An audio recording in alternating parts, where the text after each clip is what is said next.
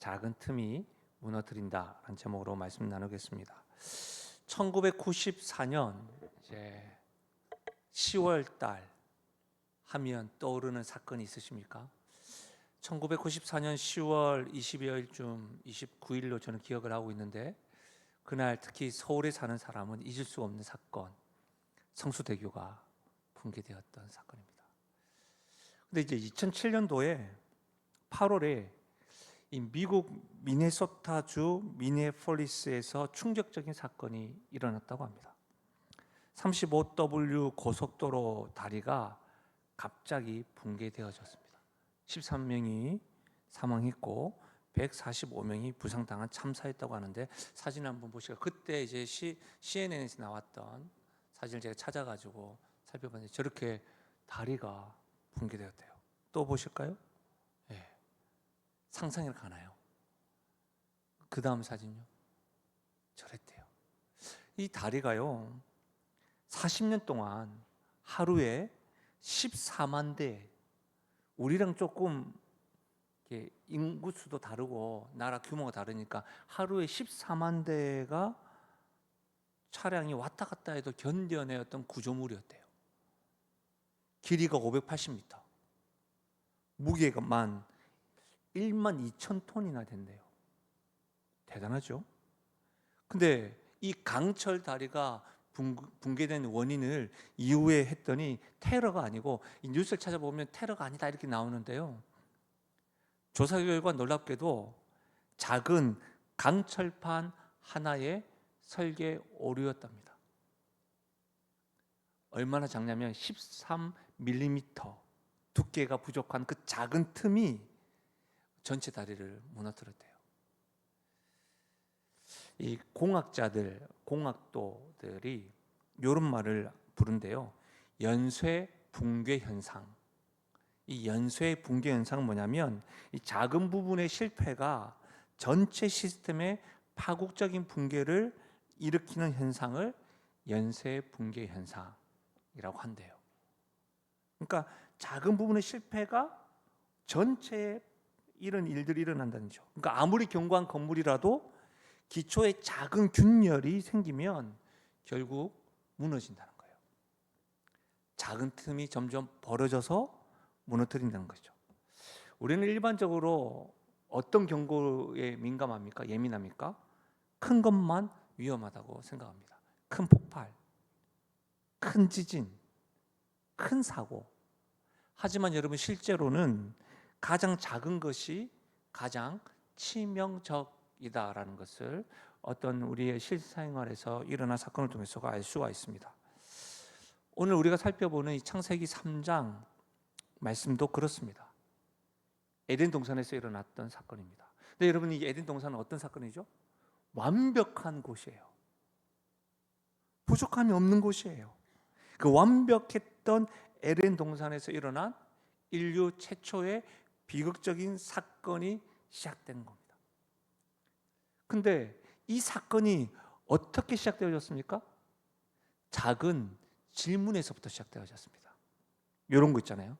하나님이 참으로 그렇게 하시더냐? 이 질문으로 시작되었다는 겁니다. 사랑하는 여러분, 사탄은, 악한 영은 우리들에게 항상 작은 것에서부터 무너뜨리려고 시작합니다. 오늘 우리는 이 사탄이 어떻게 작은 틈을 이용해서 인간을, 특히 성도의 이 신앙을 무너뜨리고 또 교회를 공격하는지를 좀 살펴보고, 그렇다고 한다면 살펴보는 것으로만 끝나지 않고, 그러면 우리는 어떻게 그 작은 틈을 막을 수 있을까? 이 두 가지 관점으로 좀 말씀을 살펴보겠습니다. 먼저 이 사단은 이 작은 틈, 그가 사용하는 작은 틈은 뭐냐면 미묘한 의심이라고 하는 작은 틈을 이용합니다. 우리 1절 말씀 같이 한번 읽어볼까요? 1절입니다. 같이 읽겠습니다. 시작. 그런데 뱀은 여호와 하나님이 지으신 들짐승 중에 가장 간교하니라. 뱀이 여자에게 물어 이르되 하나님이 참으로 너희에게 동산 모든 나무의 열매를 먹지 말라 하시더냐. 작은 틈이 무너뜨린다고 했는데 사단이 사용하는 첫 번째 작은 틈은 미묘한 의심이라고 했습니다. 여러분, 여기에서 뱀이 사단이 아니죠. 뱀의 형상을 띤 사단, 이 사단을 어떻게 표현하고 있냐면 가장 강교하다. 이 강교하다라고 하는 원어는 아룸이라고 하는 말인데 영리하다는 것을 넘어버리는 개념입니다. 그러니까 이거예요. 그 교묘한 지적인 조작을 한다. 이것이 강교하다는 뜻이에요. 교묘하게 지적인 조작을 한다는 거죠. 그러니까 여러분, 사탄은 폭력이나 위협으로 우리를 무너뜨리려고 하지 않습니다. 대신 뭐예요? 지적인 것을 조작하면서 질문을 사용한다는 거예요. 사단은 질문이 얼마나 교묘한지 한번 보십시오. 사실 사단은 예수님께서 복음서에서 말씀하셨던 것처럼 사단의 별명이 또 뭐예요? 마귀요. 이런 말 하지 말고. 웃을 줄 알았습니다. 죄송합니다. 사단의 별명은 거짓의 아비 아닙니까? 그렇죠? 거짓의 대빵입니다. 그렇죠? 여러분, 거짓말을 잘하는 사람은 드러내놓고 하지 않습니다. 살짝 왜곡합니다. 그런 사람들이 무서운 거예요. 제가 오늘 어떤 분과 대화를 하는데 어떤 공동체 전체를 살짝 요리조리 요리를 해가지고 한 명을 제외하고 모든 사람들에게 돈을 다 빌려가지고 그랬대요. 그렇게 한다니까요. 거짓은 드러내놓고 하지 않는데 교묘 조작을 하는 거죠. 얼마나 교묘한지. 여러분, 미묘하게 이야기를 꼬아서 합니다. 하나님의 말씀을 예수님이 죽지 않으셨다 이렇게 말하지 않는다니까요. 기절했어 이렇게 얘기한다니까요. 살짝 왜곡합니다. 여러분, 하나님께서 이 아담과 하와에게 여러 말씀을 하셨지만 특히 사단은 이 말씀을 살짝 교묘하게 왜곡합니다. 창세기 2장 16절과 17절인데 같이 한번 읽어볼까요? 16절 17절 같이 읽겠습니다. 시작. 여호와 하나님이 그 사람에게 명하여 이르시되 동산 각종 나무의 열매는 내가 의미로 먹되 선악을 알게 하는 나무의 열매는 먹지 말라. 내가 먹는 날에는 반드시 죽으리라 하시니라. 여러분 보십시오. 하나님께서 하신 말씀은 동산에 있는 각종 나무의 열매는 먹어라. 선악을 알게 하는 나무 선악과만 먹지 말라. 먹으면 뭐라고요? 반드시 죽는다라고 이야기했어요. 그렇죠? 이게 하나님의 말씀입니다. 한 가지만 제한하신 거예요. 모든 나무는 먹었지만 한 가지만 제한하신 거예요. 근데 사단은 뭐라고 이야기한 줄 아세요? 하나님은 전체를 억압하는 독재자로 만들어 버립니다. 한 가지만 제한했잖아요. 뭐요? 선악을 알게 하는 나무만 먹지 말라. 하나님이 관대함으로 제한한 것을 완전히 바꿔버렸습니다. 미묘한 질문으로 작은 의심의 틈을 만들었습니다. 하나님은 뭐요? 모든 나무를 먹지 말라 하더냐? 이런 식으로. 이해가 되십니까? 인지심리학과 이 행동 경제학에서 사용하는 말들이 있는데요. 프레이밍 효과라고 하는 말이 있어요. 프레이밍 효과. 같은 사실을 다르게 표현해서 인식하게 만들거나 의사결정을 하게 하는 행동이래요. 인지심리학과 심리학과 행동경제학에서 자주 사용하는 거예요. 프레이밍 효과. 같은 사실인데 다르게 인지하게 만들고 그것 가지고 다르게 선택하게 만든다는 거예요. 사단이 지금 하나님이 한 가지만을 제안했던 것을 전체적으로 억압하고 독재자고 욕심장이시다. 이런 식으로 왜곡하고 있는 거예요. 여러분, 그렇죠?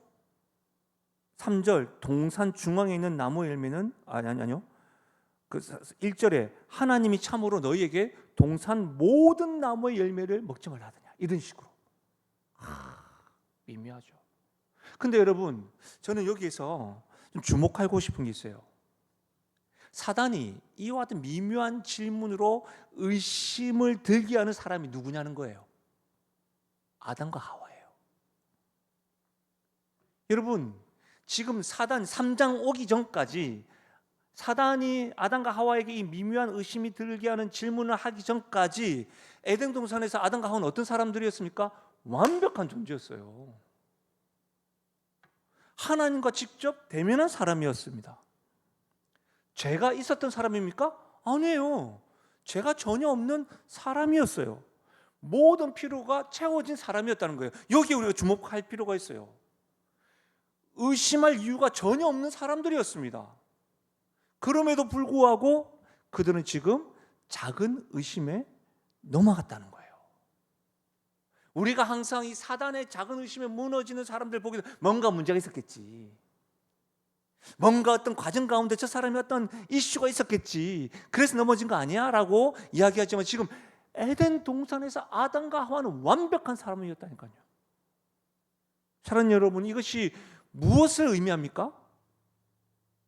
우리가 아무리 완벽한 조건에 있어도 본질적으로 하나님이 없으면 한순간도 우리는 서 있을 수 없고 자빠지고 넘어지고 시험에 빠지고 유혹에 빠질 수밖에 없는 연약한 존재라는 사실입니다. 아멘이십니까? 이거 아셔야 된다는 거예요. 칼빈의 5대 교리를 제가 이야기하지 않는다 할지라도 이거 아셔야 된다는 거예요. 목사라 할지라도 장로님과 권사님과 열심히 봉사하는 사람이라 할지라도 여기에 빠지면 안 돼요. 하나님이 없으면 무너질 수밖에 없는 자. 아무리 신앙이 좋아도, 아무리 은혜를 많이 받아도, 아무리 하나님을 잘 안다고 해도,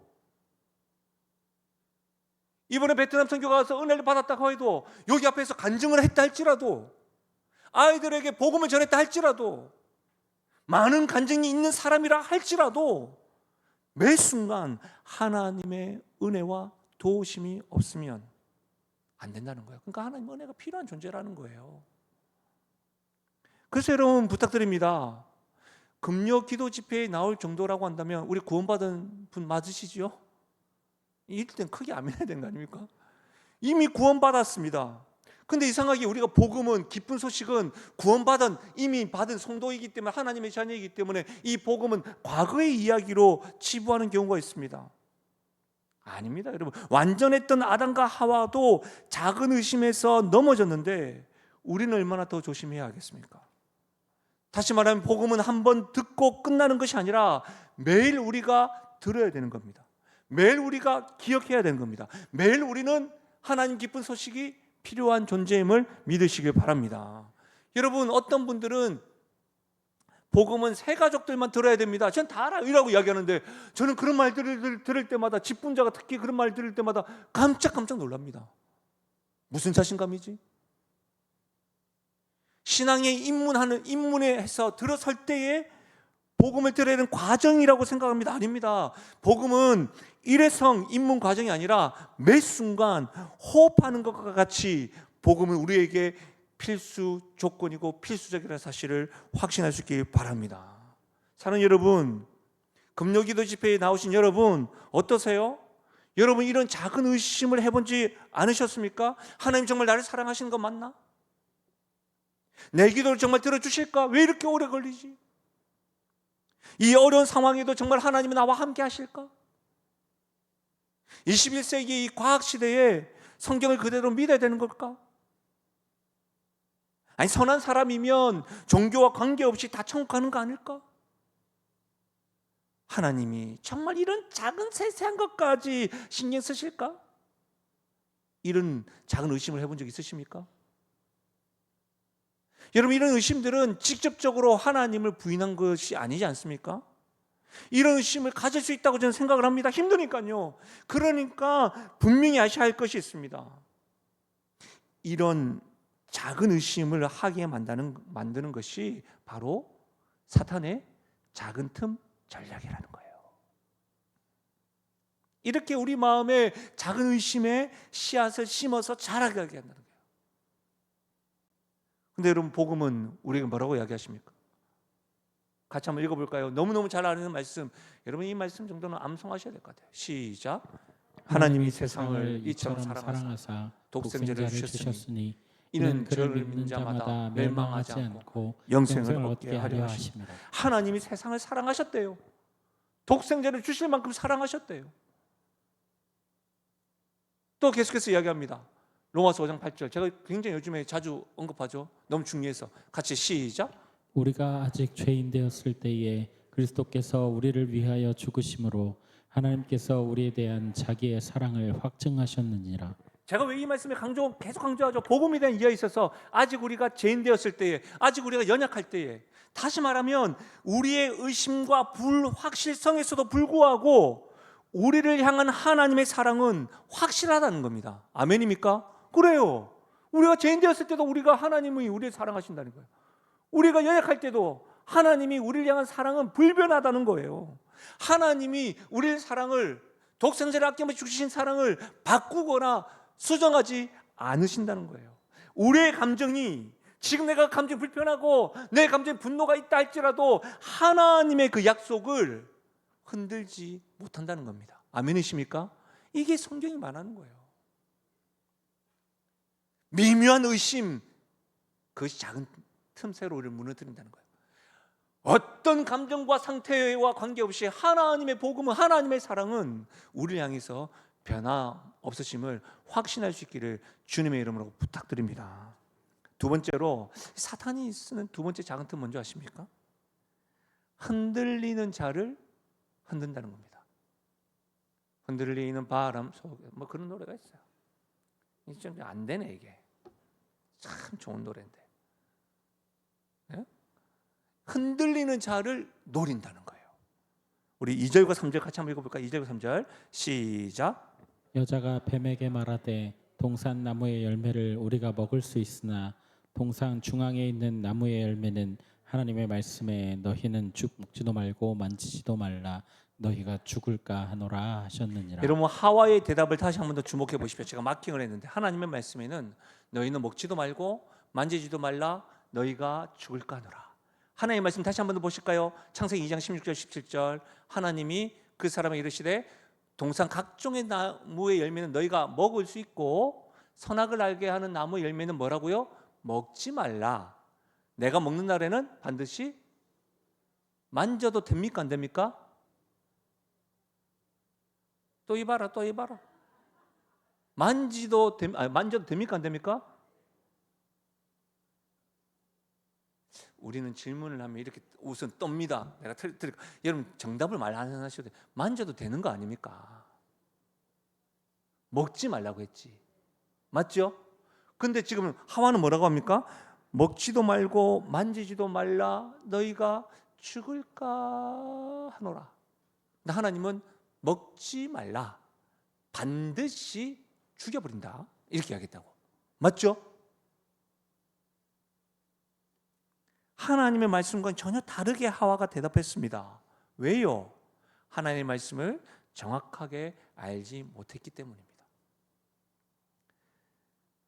왜 사탄은 아담이 아닌 하와를 표적으로 삼았을까요?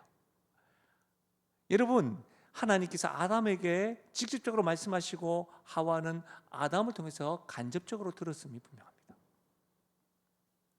말씀에 대한 확신이 상대적으로 약했을 겁니다. 사랑하는 여러분, 이것이 사탄이 공격하는 작은 틈새 공략입니다. 하나님의 말씀이 흔들린 자를 노린다는 겁니다. 요즘 어떻습니까, 여러분?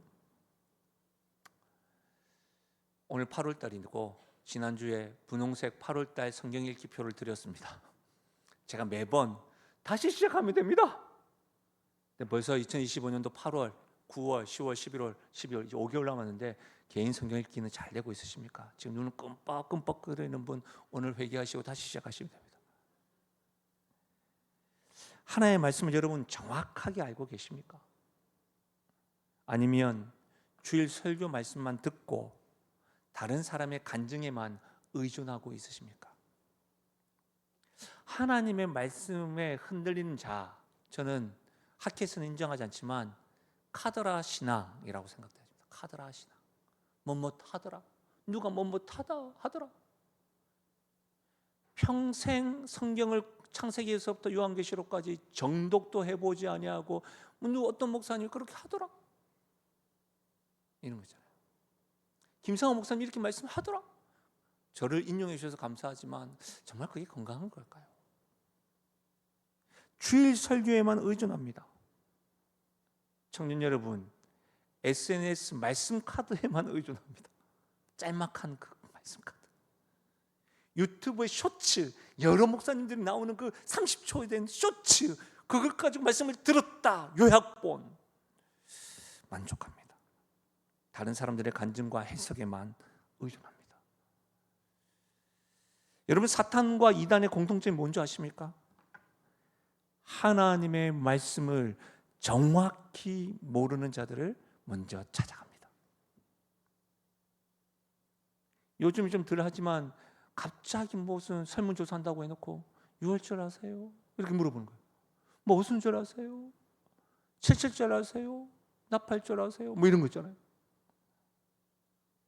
메시아가 무슨 뜻이에요? 그리스도는요? 이렇게 하면 다 또 헷갈려요. 다. 그러니까 우리는 또 신앙 양심이 있으니까 약간 우리 스스로 정확하게 알지 못하면 그때부터 어떻게 해요? 굉장히 믿음이 좋은 사람으로 변해가지고 청정합니다. 배우고 싶어요. 이렇게. 여러분, 조금 알고 있는데 정확하게 알지 못하는 사람들을 공격합니다. 그래서 이단에 빠진 사람들은 자기들이 진리를 깨달았다고 말합니다. 가정도 버리고 쉽게 가출합니다. 그곳에서 헤어나오지 못합니다. 왜요? 말씀의 기초가 없기 때문입니다. 여러분, 말씀의 기초가 있다는 건 뭘까요? 여러분, 요한복음 1장 14절 태초에 말씀이 계시니라. 요한복음 1장 1절 태초에 말씀이 계시니라. 그 말씀이 하나님과 함께 계셨고 그 말씀이 곧 하나님이라. 그리고 1장 14절 함께 읽겠습니다. 시작. 말씀이 육신이 되어 우리 가운데 거하심에 우리가 그의 영광을 보니 아버지의 독생자 영광이요 은혜와 진리가 충만하다. 말씀이 육신이 되어 우리 가운데 거하셔서 뭐 한다는 말이에요? 교제한다는 말이에요. 말씀이 육신 가운데 거하시는 분이 누구죠? 예수님이에요. 예수님이 우리 가운데 살아있는 말씀으로 함께 거한다는 거예요. 간접적으로 우리와 있는 게 아니라, 카더라가 아니라 직접적으로 완전한 인간이 되셔서 우리에게 말씀하시고 우리와 교제한다는 거예요. 단순한 지식이 아니라 살아있는 관계를 경험한다는 말이에요. 그래서 히브리서 4장 12절에 하나님의 말씀은 살았고 활력이 있어서 관절과 골수와 심령을 쪼개기까지 한다. 살았고 활력이 있다. 여러분, 간접적인 게 아니라 직접적으로 경험되어지게 한다니까요. 여러분, 오해십니다. 저는 여러분의 스토리를 몰라요. 어떤 분들은 목사님 어떻게 내 상황을 알지?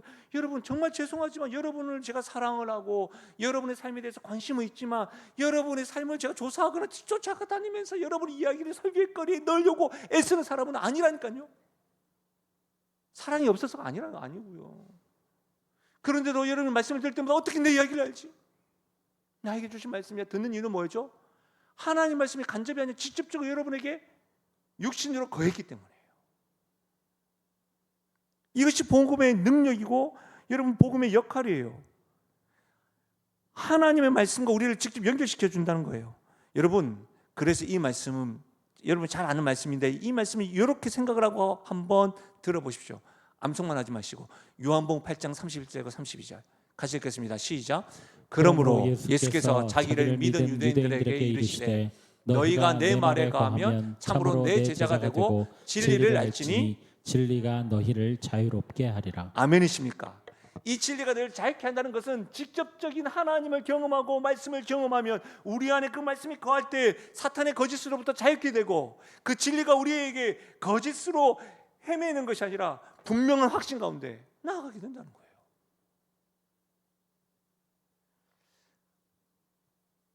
마귀가, 사탄이 여러분을 노리는 자가 노리지 않도록 말씀의 기초에 굳게 세워지기를 주님의 이름으로 축원합니다.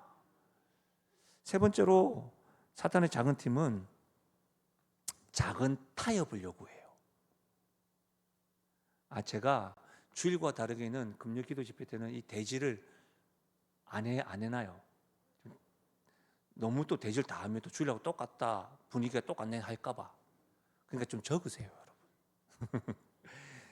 작은 타협을 요구하는데 4절과 5절 같이 한번 읽어볼까요? 4절과 5절 같이 읽겠습니다. 시작. 뱀이 여자에게 이르되 너희가 결코 죽지 아니하리라. 너희가 그것을 먹는 날에는 너희 눈이 밝아져 하나님과 같이 되어 선악을 알 줄 하나님이 아심이니. 여러분, 이제는 사탄은요 직접적으로 거짓말하기 시작합니다. 결코 죽지 않을 거야. 그러면서 하나님의 말씀을 정면으로 부정합니다. 그리고 더 나아가서 어떻게 해요? 하나님의 동기까지 의심하게 합니다. 마치 하나님이 인간을 질투하게 만들어서 자기처럼 될까 봐 먹지 못하게 하는 거야. 하나님은 진짜 우습게 보는 거야. 그냥 하나님은 그리스 신화에 나오는 신들처럼 질투하고 그런 정도로 이야기하는 거죠. 여러분, 제가 책을 보니까 재미난 게 있던데, 이 마케팅에 있어서 기법 가운데 하나가 작은 요청에서 시작해서 점점점 큰 요청을 확대하게 한대요. 그러니까 어떤 마케터들이 처음부터 큰 걸 딱 내세우지 않고요, 작은 것들을 이렇게 하게 해서 점점점 큰 것들을 하게 한다요. 저는 소름 돋도록 이 사단이 참 지혜롭다, 세상이 지혜롭고 그의 전략이 굉장히 전술적이다라고 생각했던 게 뭐냐면, 여러분 잘 생각해 보세요. 지금 하와에게 처음에 미묘한 의심을 들게 하면서 의심을 유발했잖아요. 정말 그런 거야? 모든 나무를 먹지 말라고 한 거야? 과일을? 이런 식으로. 그 다음에 어떻게 했습니까? 점점 더 2단계 진짜 정확한 맞아? 완전히 정보를 왜곡하죠. 카더라처럼. 그러고 난 다음에 어떻게 합니까? 하나님이 거짓말 하시네, 하나님 정말 욕심 많으시네, 이렇게 완전히 부정하게 만드는 거예요. 야, 저는 하와를 보십시오. 사단의 이 전략에 빠져가지고 하와가 처음과는 다르게 이야기하는데, 제가 이번에 말씀을 준비하는데 완전히 좀 다르게 다가왔어요. 6절 같이 한번 읽겠습니다. 6절 시작. 여자가 그 나무를 본즉 먹음직도 하고 보암직도 하고 지혜롭게 할 만큼 탐스럽기도 한 나무인지라. 여자가 그 열매를 따먹고 자기와 함께 있는 남편에게도 주매 그도 먹은지라. 여러분, 선악과가 에덴 동산에 어디 있었죠? 중앙에 있었어요. 선악과가 중앙에 있었다고 한다면 우리 상상해 보자고. 이건 제가 너무 오버한 게 아니고, 아담이 가만히 걸어가고 있는데 하와가 아담을 턱 치면서 나 잡아봐라 하면서 동상 중앙을 지나치면서 선악과를 지나치면서 선악과를 중간에 두고 하하하 웃으면서 나 잡아봐라. 동화도 안 보시고 소설도 안 보시고 드라마도 안 보시는 여러분들을 주의 이름으로 축복합니다. 그런 거 잡으면 나 잡아 이렇게 하잖아요. 동산 중앙에 있었다는 거야. 그러면 동산 중앙에 있는 선악과를 하와가 처음 봤습니까? 아니죠. 근데 오늘 봤어요. 갑자기 사단과 이야기하다가 갑자기 봤는데 먹음직도 하고 보암직도 하고 갑자기 뭐예요? 지혜롭게 할 만큼 탐스럽기도 하네. 하나님께서 신약 시대에 사도 요한을 통해서 이렇게 말씀하셨습니다. 요한 1서 2장 16절 들어보십시오. 닭살을 딱 돋아야 되는데, 이는 세상에 있는 모든 것이 육신의 정욕과 안목의 정욕과 이생의 자랑이니 다 아버지께로 온 것이 아니요 세상으로부터 온 것이다. 세상으로부터 온 것이 육신의 정욕과 안목의 정욕과 이생의 자랑이라. 여러분, 요한 1서 2장 16절을 가지고 창세기 3장 6절을 딱 대비해 보면 이렇게 됩니다. 제가 정리해 봤는데요, 먹음직도 하고 육신의 정욕, 보암직도 하고 안목의 정욕, 지혜롭게 할 만큼 탐스럽게 이생의 자랑. 제가 연구 좀 했다니까요. 더 놀라운 거 뭔지 아세요? 마태복음과 누가복음에는 우리의 왕 대신 예수님도 뭐 하세요? 유혹받으시잖아요. 누가복음 4장에서부터 4장 1절에서 8절에 보면 예수님이 유혹받으시는데, 와, 또 보세요. 사단이 돌을 떡을 만들라, 육신의 정욕, 천하만국을 보여주면서 내게 절해봐라, 안목의 정욕. 시편 말씀대로 성전에 딱 내리면 너 딱 품어 안아주면서 너가 정말 하나님의 아들이라고 이야기될 거야, 이생의 자랑. 놀라지도 않고 괜찮아요. 유튜브 설교는 남을 테니까. 사랑하는 여러분, 무슨 말이에요? 오늘날 우리가 살아가는 사회와 세상에서도 하와에게 했듯이 예수님께 했듯이 작은 타협을 요구한다는 거예요. 예를 들면 이렇게 해요. 일과 신앙을 분리시켜. 교회에서의 삶과 세상에서의 일은 분리시켜야지. 어떻게 하나가 될 수 있어? 교회 모습과 세상 달라야지. 종교적인 신념을 공적 영역에 가져오지 마. 코로나 때 그것 때문에 우리 힘들었잖아요. 개인적으로만 믿어. 너 믿는 건 인정하지만 우리에게는 강요하지 마. 다른 관점도 존중해야지. 예수 믿는 사람 왜 그래? 절대적인 진리는 독선적이지 어떻게 절대적인 진리가 있을 수 있어? 모든 종교가 다 같아. 이런 식으로 작은 타협을 우리가 살아가는 시대에서도 많이 외치고 우리에게 요구합니다. 사랑하는 여러분, 이 정도는 괜찮지 않을까? 뭐 다들 다 하는데 뭐 우리만 하나? 시대가 변했잖아. 이 작은 타협들이 결국 우리의 신앙을, 우리의 믿음을, 교회를 무너뜨립니다. 그런데 여러분, 누가복음을 가만히 보고 제가 묵상을 하다 보니까 예수님께서 어떻게 이 타협과 유혹 가운데 승리하셨을까요? 누가복음 4장 4절, 8절, 10절 사단이 유혹을 3번 하는데 그 3번 다 이 말이 강조되어져 있어요. 기록되었으되 기록된 바 하나님 말씀으로 승리하였습니다. 그리고 예수님께서 공생애를 시작하셨을 때부터 승리하셨고 공생애를 시작하셨을 때부터 승리하셨고 예수님이 이 땅에 마지막에 생을 마지막 한 것이 뭐죠? 십자가에서 어떻게 승리하셨느냐? 골로새서 2장 15절 통치자들과 권세들을 무력하여 드러내어 구경거리로 삼으시고 어디에서요? 십자가로 그들을 승리하셨느니라. 사랑하는 여러분, 예수님은 타협과 유혹 가운데 말씀으로 이기고 승리로 완전한 승리를 이루셨습니다. 예수님은 이미 사탄에게 이기셨습니다. 아멘이십니까? 이미 이기셨습니다. 복음이 우리에게 기쁜 소식인 이유가 뭐예요? 그냥 굿뉴스라고 해서 기쁜 소식이 아니라 복음이 기쁜 소식이 뭡니까? 예수님이 이미 승리하셨고 그 승리가 이미 승리하신 승리가 우리에게 주어졌기 때문입니다. 그러니까 여러분 우리는 뭐예요? 사단이 공격해와도 이미 승리한 승리자로서 선포하는 것이지 막 패배해가지고 이겨보려고 하는 게 아니라는 거예요. 얼마나 놀라워요. 그 작은 타협을 요구하면서 우리를 무너뜨리려고 한다는 거예요. 한 가지만 더 볼까요? 사단의 작은 전략은 관계의 단절이에요. 우리 7절과 8절 같이 한번 읽겠습니다. 7절과 8절 같이 읽겠습니다. 시작. 이에 그들의 눈이 밝아져 자기들이 벗은 줄을 알고 무화과 나무 잎을 엮어 치마로 삼았더라. 그들이 그날 바람이 불 때 동산에 거니시는 여호와 하나님의 소리를 듣고 아담과 그의 아내가 여호와 하나님의 낯을 피하여 동산 나무 사이에 숨은지라. 여러분 심리학 관점으로 이 말씀을 보면 아담과 하와의 심리학 관점으로 이 말씀을 보면 갑자기 가만 보십시오. 아담과 하와는 벌거벗은 상태에서 막 살았었는데 지금 나뭇잎으로 가렸다는 것은 뭐예요? 수치감을 지금 경험하고 있다는 거예요.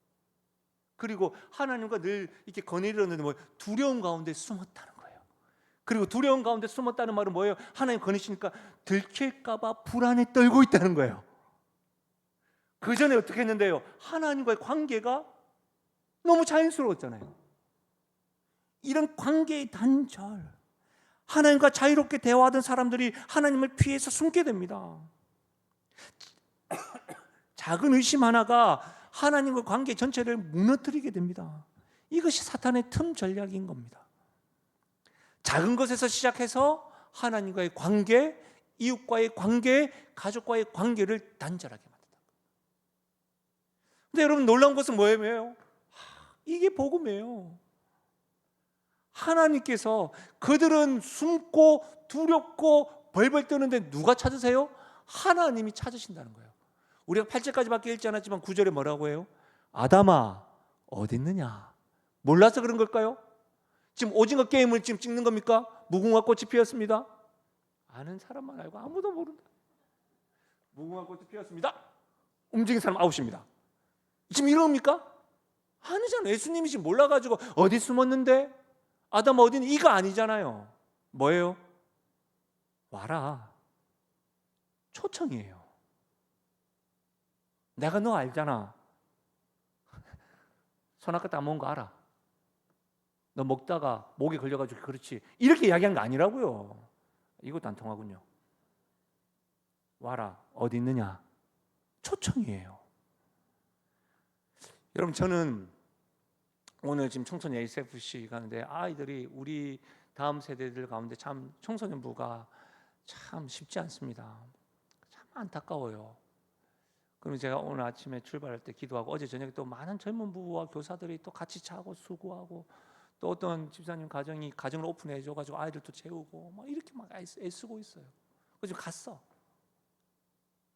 근데 여러분, 저는 청소년 SFC Student for Christ, 그리스도를 위한 학생 신앙운동, 제가 동계 수련회 고등학교 1학년에서 고등학교 2학년 올라갈 때에 부산에 있는 제1영도 교회에서 동계 수련을 했는데 그때 제가 병원에 입원한 상태였거든요.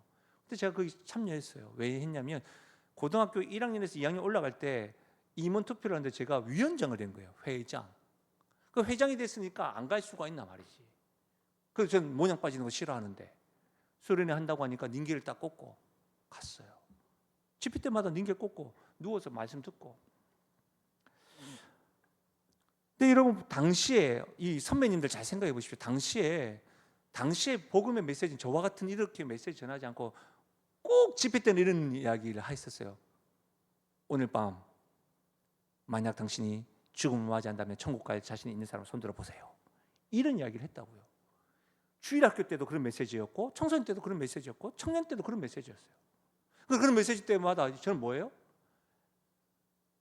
청소년부 회장 후보생이었고 또 후보가 되고, 영신교회도 당시엔 청년부 많았죠. 제가 섬겼던 교회도 청년부 많았거든요. 당시에 청년들이 100명, 200명은 그건 수두룩빽빽 했거든요. 그러니까 100명, 200명을 섬기는 그 회장이 되다 보니까 모양 빠지지 않도록 그런 질문을 드릴 때마다 제가 뭐라 했을까요? 손을 번쩍 들면서 아멘, 일어나라고 하면 딱 일어나고 기도받고 그랬다고. 근데 제가 고등학교 1학년에서 2학년 올라가는 그때에 제1영도교회에서 집회를 하는데 일어나라고 하는데 못 일어나겠다고. 제가 앞자리에 앉았거든요. 앞자리에. 보통 같은 뭐예요? 100명, 200명 있는 우리 같은 신앙운동원들이 다 뒤에 보고 있는데 제가 안 일어났겠습니까? 모양 빠진 거 싫어하는데 벌떡 일어나가지고 아멘하고 베드로처럼 가장 먼저 고백해야 되고 가장 먼저 기도 응답 받아야 되는데, 근데 제가 일어나지 못했어요.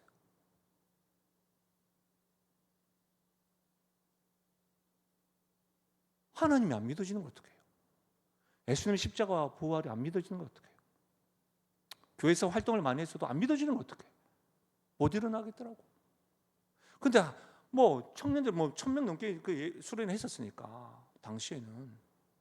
근데 제가 제1영도 지금은 리모델링 했지만 그 교회 제1영도에 기둥이 있어요. 기둥 뒤에 제가 있어요. 기둥 뒤에.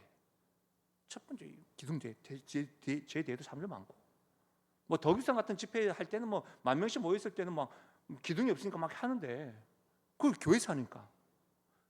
근데 그때 말씀을 증거하셨던 분이 지금 SFC 카리 찬양팀 인도하셨던 김모 목사님이신데, 그 목사님이 그렇게 하고 저는 부끄러워가지고 그냥 안 믿어진다 어떻게 하지 이렇게 하고 있는데 다시 한 번 더 말씀을 전해주시는 거예요. 그러면서 어떤 말씀하신 줄 아세요? 창세기 3장 9절 아담아 네가 어디 있느냐, 그 말을 하고 있는데 기둥 뒤에 있는 숨어있는 저에게 하시는 말씀 같이 들리더라고요. 숨어도 보인다. 상호야, 내가 너 사랑해. 너 죄 지은 거 내가 알아. 너가 죄를 안 지어서 너 사랑하는 거 아니야. 너 어디 있니? 내 손 잡아. 깨끗한 내 손으로 더러운 너의 손을 잡아줄게. 그 말씀이 저를 이렇게 후벼판 거예요.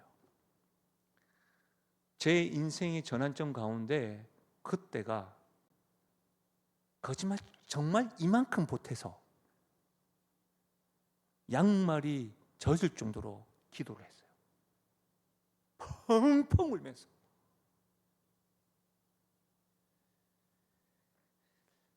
사랑하는 여러분, 이것이 복음의 본질입니다. 우리가 하나님을 찾아가는 것이 아닙니다.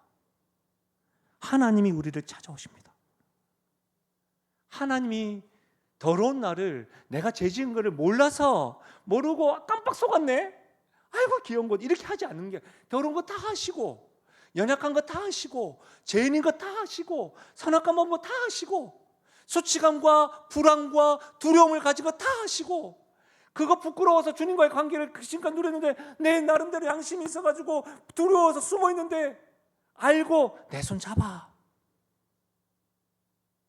관계의 단절되는 힘든데 힘들어가지고 그냥 이렇게 하고 있는데 그냥 하나님 먼저 내 손 잡아 말씀하시는 거예요.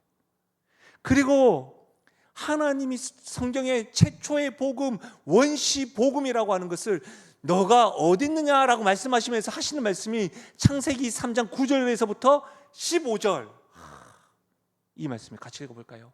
시작.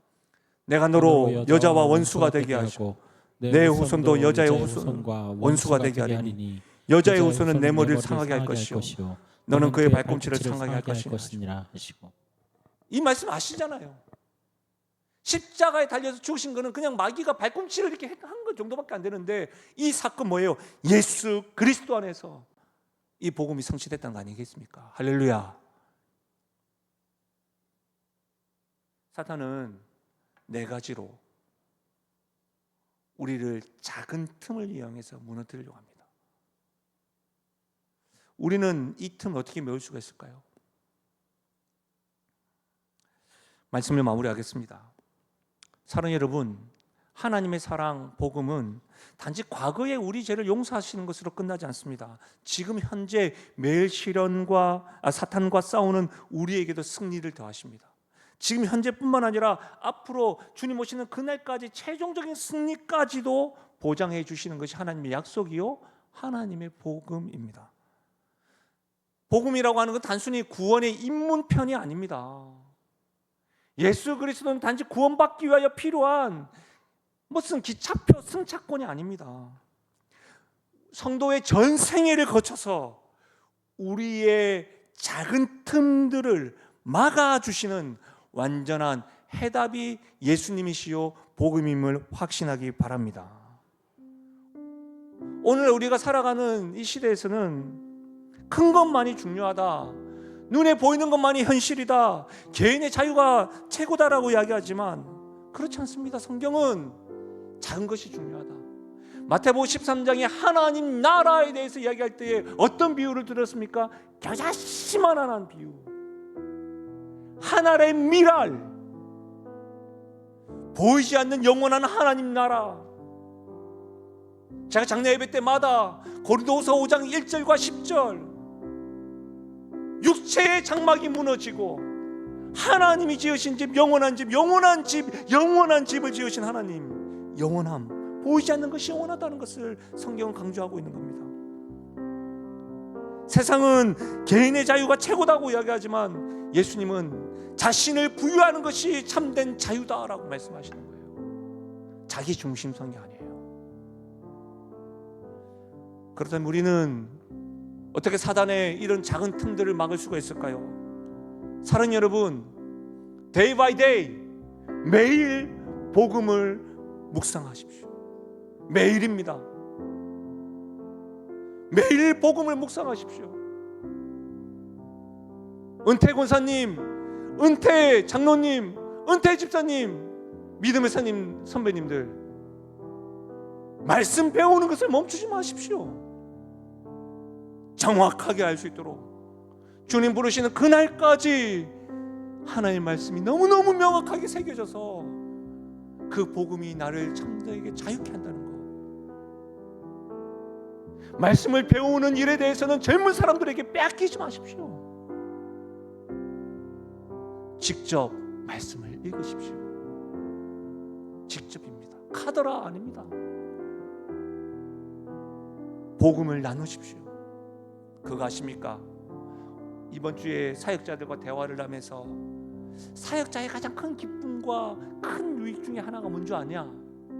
고심해서 묵상을 하고 설교를 가르쳐 보니 더 많이 남는다. 가르친 대로 살아가지 못해서 더 많이 아프기도 하지만 감사하게도 고심해서 선포했던 그 말씀이 나에게 막 오래도록 남는다. 여러분이 아는 말씀을 공유해 보십시오. 말씀을 전해 보십시오. 가정에서나 교회에서나. 특히 부모님들 자녀들에게 복음을 나눠 보십시오. 다음 세대가 이 복음의 능력에 승리할 수 있었으면 좋겠습니다. 참 바쁘지요. 업무와 학업 때문에 우리는 너무 내일을 자랑하는 것 같습니다. 오늘 우리 자녀들에게 가장 중요한 것은 복음을 제대로 들려줘야 하는 겁니다. 가장 작은 틈이 가장 위험합니다. 그러나 가장 작은 복음이, 그 복음의 씨앗이 우리의 가장 큰 능력을 발휘한다는 것을 명심하십시오. 작은 틈을 절대로 무시하지 마십시오. 이 정도면 괜찮아. 나를 그렇게 살아. 기억하십시오. 작은 틈이 우리를 무너뜨립니다. 혹 작은 틈 때문에 지금 낭망하고 하나님 앞에 수치감과 불안과 두려움으로 기도가 되지 않고 예배드리는 가운데서도 하나님이 느껴지지 않고 찬양을 해도 그냥 멍하고 모든 봉사도 그냥 그렇고 그런 분이 있으십니까? 절망하지 마십시오. 우리에게는 모든 틈을 완전히 막아주시는 구원자 예수님이 계십니다. 오늘 이 밤에 그 예수님을 붙드십시오. 혹 작은 틈들 때문에 좌절하고 낭망하는 분이 있다고 한다면, 신앙의 슬럼프를 경험하는 분이 있다고 한다면, 기도가 잘 되지 않는 분이 있다고 한다면, 그 작은 틈을 막아주시고 이미 승리하신 그 예수님의 이름을 오늘 100번 부르고 가십시오. 진실되게 주문처럼 부르는 거 말고, 나의 예수님, 사랑하는 나의 예수님, 나의 연약함을 아시고도 나의 이름을 불러주시는 나의 예수님, 나같이 더럽고 추악한 나를 위해서도 피 한 방울 아끼지 않으신 나의 예수님, 그렇게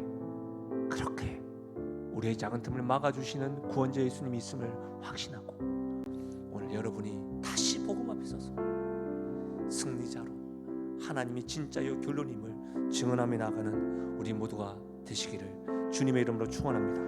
우리 시간에 조금 이전에 불러봤던 찬양인데 우리 이 찬양 한번 같이 불러볼까요? 다시 복음 앞에서. 많은 이들 말하고 많은 이들 노래는 하지만 정작 가지 않는 길, 두려운 생각보다 많이 힘들고 험한 길보다 그저 말로만 가려기에 점점 멀어져만 가네. 내게 생명 주었던 그 길 점점 이용하려 하네. 내게 사랑 주었던 그 길 다시 복음 앞에 내 영혼 선에 주님 만난 그때 나 다시 돌아가 주님께 예배 드리며 다시 십자가의 길 걸으리. 다시 복음 앞에 내 영혼 선에 주님 만난 그때 나 다시 돌아 돌아가 주님께 예배 드리며 다시 십자가의 길 걸으리. 다시 복음 앞에 내 영혼 선에 주님 만난 그때 나 다시 돌아가 주님께 예배 드리며 다시 십자가의 길 걸으리. 우리 이 시간에 한 찬양만 더 불러봐요. 이 찬양 모르시는 분이 있을 수 있어요. 그러나 기도한다는 마음으로 또박또박 내가 하나님의 이름을 정성스럽게 부르듯 또박또박 음은 잘 몰라도 이 가사가 나의 기도 제목이라고 생각을 하고 말씀 앞에 서라고 하는 찬양인데요, 정말 내가 이 복음 앞에, 이 말씀 앞에 서겠습니다라고 하는 우리의 기도를 담아, 마음을 담아 우리 이 찬양을 하며 나아가십시다.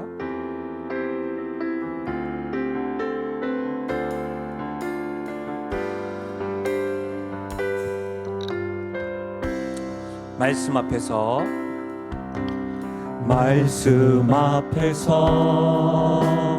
경외함으로 주께 홀로 섭니다. 생명의 말씀 읽고 순종해. 생명의 말씀 읽고 순종해 주를 예배합니다. 우리 다시 한 번 더 찬양할까요? 말씀 앞에서 경외함으로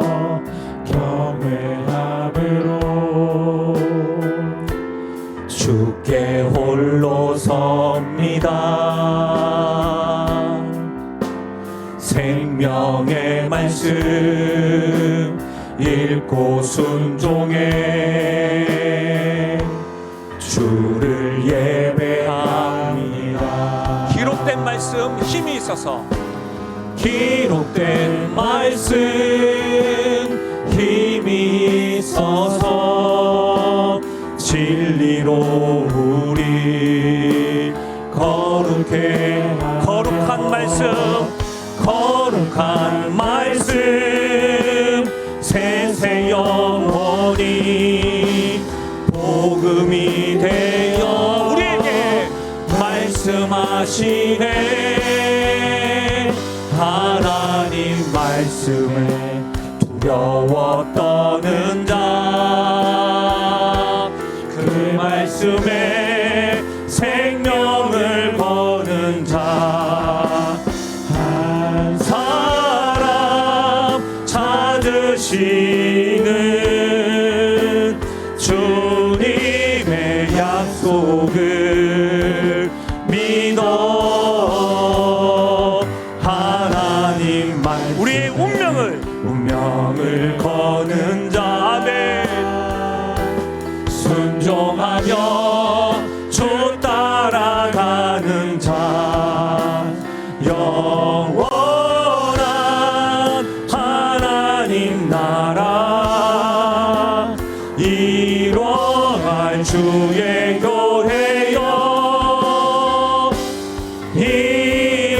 우리 후렴을 다시 한 번 더 고백하십시다. 하나님 말씀에 두려워 떠는 자, 그 말씀에 생명을 거는 자, 한 사람 찾으시는 주님의 약속을 믿어 하나님 말씀에 운명을 거는 자매 순종하며 주 따라가는 자, 영원한 하나님 나라 이뤄갈 주의 교회여. 일어나라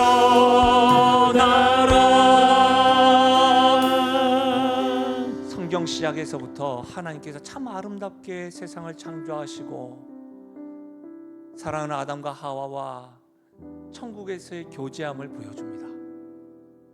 그러나 그 아름답게 창조되었던 것이 오늘 3장에서부터 타락되어지고 그 작은 틈을 통해서 하나님과의 관계와 자연과의 관계와 사람과의 관계 전체가 파괴되어지고 무너진 것을 우리에게 지금 보여주고 있는 겁니다.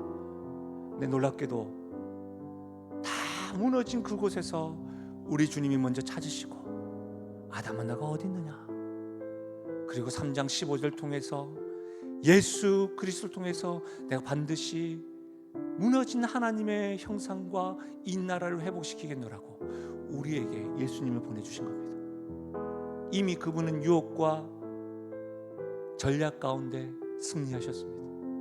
이미 승리하신 주님을 우리는 구원자요 구주로 믿고 있는 것이죠. 사랑하는 여러분, 그런 우리도 넘어질 수 있고 자빠질 수 있고 우리의 삶 가운데 작은 틈들로 인하여 사단이 계속해 넘어지게 할 것입니다. 그때 주님의 이름을 부르십시오. 주님의 기쁜 소식, 주님께서 나를 위해서 어떤 일들을 행하셨는지 복음 앞에, 말씀 앞에 생명을 거십시오. 생명을 걸고 운명을 건다는 것은 그냥 교양이 아니지 않습니까? 오늘 말씀을 통해서 여러분 각자에게 깨우쳐 주신 기도 제목이 있다고 한다면 기도하십시오. 혹 작은 틈들로 인하여 낭망하고 좌절하신 분이 있다고 한다면 저와 같이 나의 예수님, 나를 찾아오신 예수님, 나를 사랑하신 예수님, 나를 위해서 십자가 주신 그 예수님을 잠잠히 부르시면서 기도를 마무리하고 그렇게 돌아가시면 되겠습니다. 우리 시간에 오늘은 큰 소리가 안 돼도 좋으니까 여러분 말씀이 깨우쳐 준 대로, 성령께서 일깨워 준 대로 우리 시간에 기도하며 나가겠습니다. 기도하시겠습니다.